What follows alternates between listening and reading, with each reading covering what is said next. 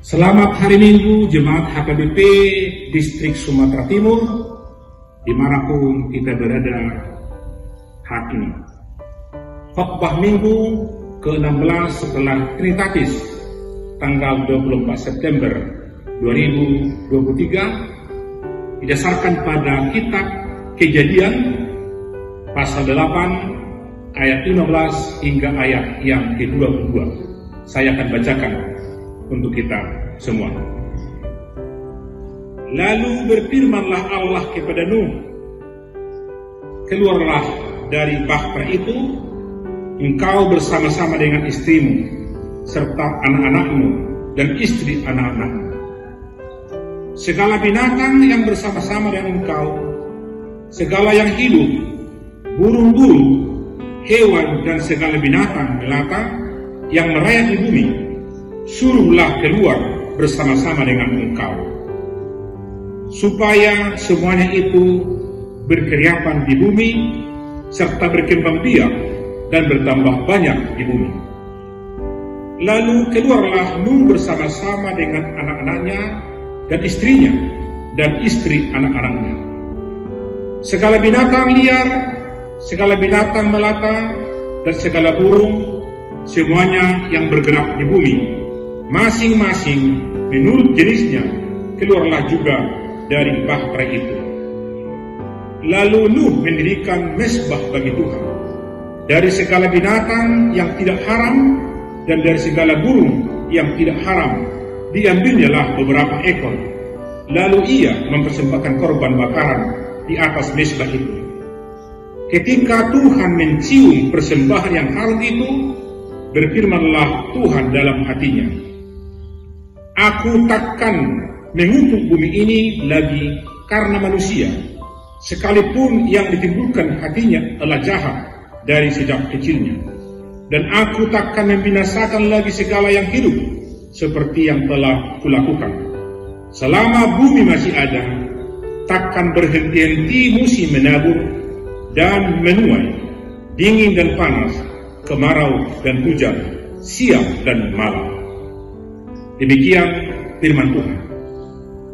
Bapak, Ibu, dan saudara-saudara jemaat HKBP di Distrik 5 Sumatera Timur, dimanapun berada hari ini. Air bah merupakan salah satu cerita yang menarik dari seluruh cerita-cerita Alkitab. Dan cerita ini tetap relevan untuk kita teliti, untuk kita pelajari. Sebab di balik makna cerita ini kita menemukan banyak hal. Cerita air bah merupakan rangkaian keselamatan, di mana Allah telah menciptakan langit dan bumi, dan Dialah sebagai pencipta, Dialah pemilik, Dialah penguasa, dan Dia juga pemelihara. Maka atas kehendaknya lah semuanya yang diciptakan. Dalam peristiwa air bah ini, Allah telah memanggil seorang yang bernama Nuh untuk melanjutkan rencana keselamatan. Allah memanggil Nuh untuk melakukan rencana keselamatan ini dengan mendirikan sebuah bahtera di atas gunung. Dan kepada Nuh diperintahkan agar dia masuk kepada bahtera itu, serta anaknya dan istrinya, dan juga beberapa jenis binatang untuk tinggal di bahtera itu.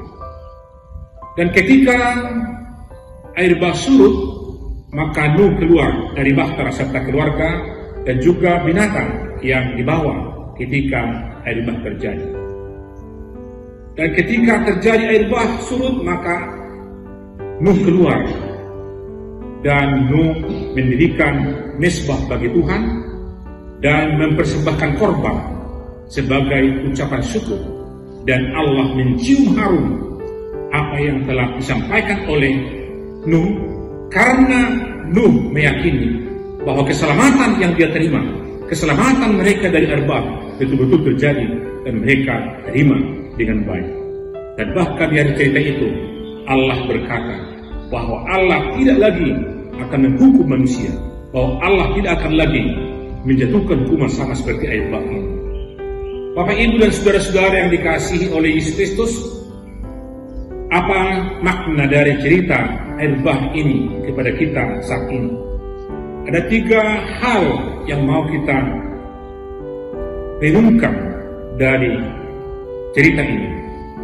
Yang pertama adalah bahwa Allah tidak pernah mengingkari janjinya.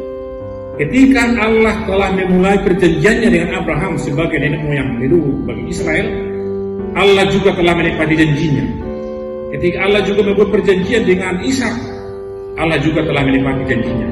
Allah juga membuat perjanjian dengan Yakub, dan Allah juga menepatinya. Demikian juga bahwa Allah telah membuat perjanjian dengan Nuh dalam teks ini, dan Allah sendiri telah menepatinya. Maka janji Allah itu akan tetap direalisasikan dalam kehidupan kita dari zaman ke zaman.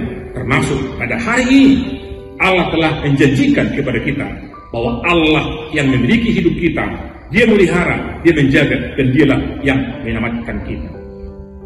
Yang kedua, Bapak, Ibu, saudara-saudara, bahwa dalam rangka keselamatan itu, ketika Allah telah memilih Nuh, maka saat ini kita telah mengenal bahwa Yesus Kristus sebagai anak Allah yang diutus ke dalam dunia ini, Dialah yang menyelamatkan kita.